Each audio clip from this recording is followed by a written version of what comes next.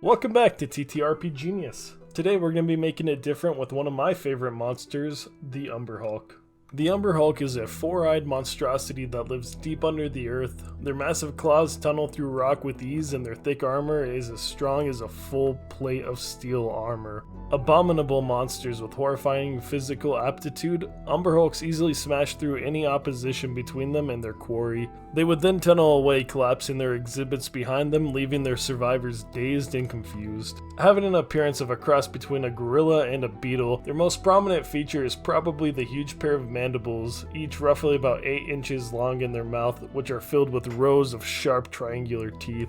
Now if you look at their stat block, you'll notice something interesting. They do have a 9 intelligence and they speak Umber Hulk. They're also known to trade their services for things like gold or gemstones.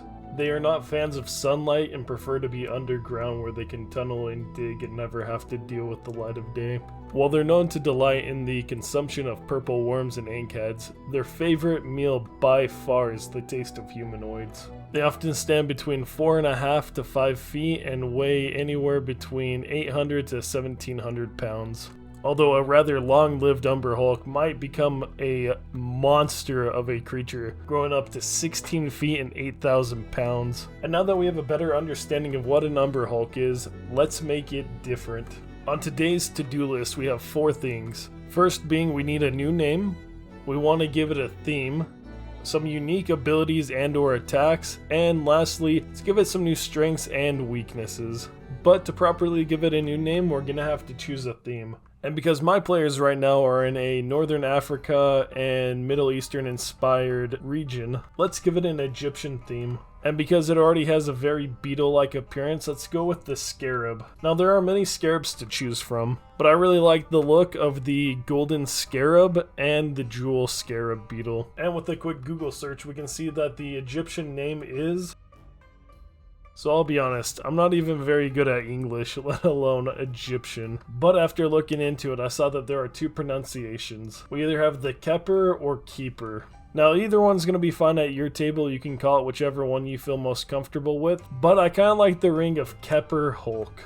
We're going to go ahead and make it a large-sized creature and change its creature type over to monstrosity, just like our Umber Hulk. We'll skip tag because Umber Hulk is copyrighted, and give it a chaotic evil alignment. We'll give it 11 hit dice just like the Umber Hulk, and we're going to give it natural armor with a +5 bonus, which should bring it up to a 17. Now you may be wondering why I went with 17 instead of 18. This is because the Umber Hulk's armor is likened to steel, while ours is going to be more likened to gold, which is a softer metal. And let's increase its burrowing speed to 20. We're going to decrease the strength from 20 to 18, but we're going to increase the dex from 13 to 14. Con stays the same at 16, but intelligence is going to decrease to a 7, and we'll get into that a little bit later. And lastly, no change to wisdom and charisma. Now the reason for the change in strength, dex, and intelligence is I'm hoping to create a unique feel for this creature. This creature isn't going to be spending as much time underground as the traditional Umber Hulk, instead coming out to the surface from time to time. I imagine its home has plenty of sand dunes, and while it can dig through those easily, it can travel above ground in these sandy areas faster. Because of this, I had the idea of decreasing either its dark vision or tremor sense, but after mulling it over, I decided that we would decrease its tremor sense. Now we'll go ahead and change the challenge rating to 5 and have a peek at the stat block. We're going to change it to 2 columns, and that doesn't look too bad. Now on to abilities. Luckily the tunneler ability is already a built-in preset that we can use with only having to change the diameter of the hole. For now we're going to go ahead and skip the confusing gaze ability. I think it's a great ability, but I want to make it more unique for the Kheper Hulk. And while we're here, we're going to go ahead and add the claw and mandible attacks from the Umber Hulk. And let's not forget the multi-attack. Now we put the multi-attack on top, and let's take a look at our handiwork again. So far, so good. And we've knocked out 2 things on our to-do list with the new name and the new theme. But now for the trickier part. How are we going to give it unique abilities and new strengths and weaknesses? As I was thinking about the Kheper Hulk's life cycle and what it would eat and where it would make its home or lair, what I stumbled across was a classic monster that immediately inspired me. And one of the first things that comes to my mind when thinking about ancient Egypt is mummies. And this was perfect, because this also gave it where it would tunnel and try to make its homes, in ancient pyramids and burial grounds and other monuments that were left over from an ancient civilization. It also feeds into the Umber and Kheper Hulk's love of coins and gems. They could roam the desert looking for long-lost pyramids and burial grounds, finding forgotten treasures and eating mummies that they came across, as they love the taste of humanoids. The necrotic energy the mummies have could also give them new abilities. So let's go down to damage types and give them resistance to necrotic damage. We're also going to give them necrotic damage to their mandible attacks, as the mandibles are going to come into plenty of contact with whatever spills out of the mummy when it begins eating it.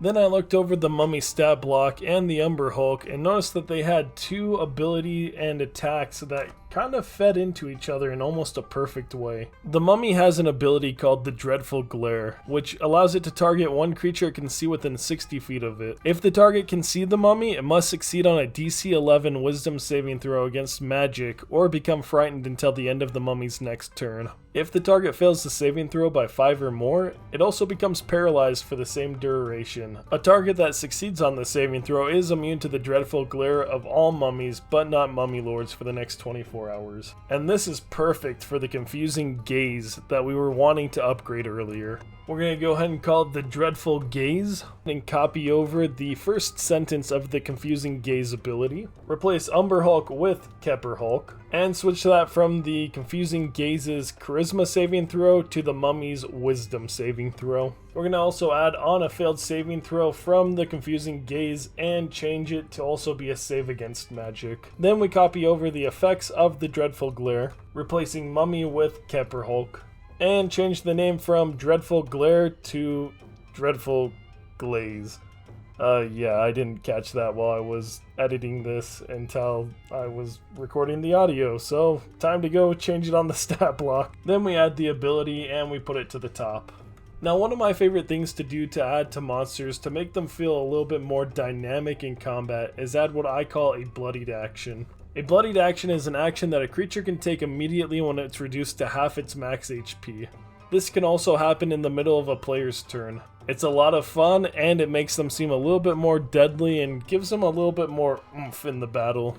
And it's one of those abilities that you don't even have to add into the fight. Like if you're having a very difficult encounter and half the party is already unconscious and the other half is just barely hanging in there, you can go ahead and skip it and give them a fighting chance. But if they're starting to just absolutely steamroll this encounter, go ahead and use it and knock them down a peg. We're going to call this attack the Rotting Claw, based on the Rotting Fist attack that the mummy has. It's going to start with the same damage that the claw attack already does, with increased necrotic damage and everything else that happens with the effect of the Rotting Fist, including the good old mummy rot disease. We also bump it up to a DC 15 to match the CR rating that we're going for. And let's go ahead and take a look at what we've made and if we're happy with it. Plus, we need to check our to-do list to make sure everything's marked off. And I don't know about you guys, but I'm actually feeling pretty happy with this. Although it does feel like it is missing something. But that's when, as I was doing a little bit more looking, I found this awesome video called Beetles in Flight with Joe Pera, showing a bunch of different scarabs taking off and flying around. And then it hit me. I decided we're going to add a flying speed to the Kheper Hulk. And to offset the flight, we're going to decrease its burrowing speed down to 15. But because of its ability to fly, we are going to increase this up to a CR6, as it was already feeling pretty strong for a CR5.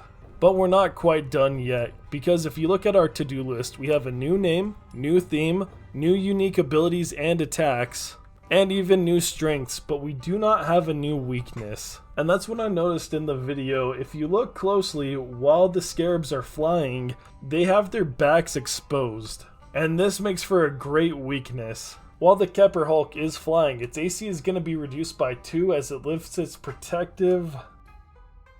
Now, I don't actually know what that part of the beetle is called. I always thought it was a shell, but I figured it may have a better name, and as I did a quick Google search once again, because Google is my best friend. Not really, it's more like a love-hate kind of thing. I found this diagram of the different parts of a beetle. Apparently they're called elytron.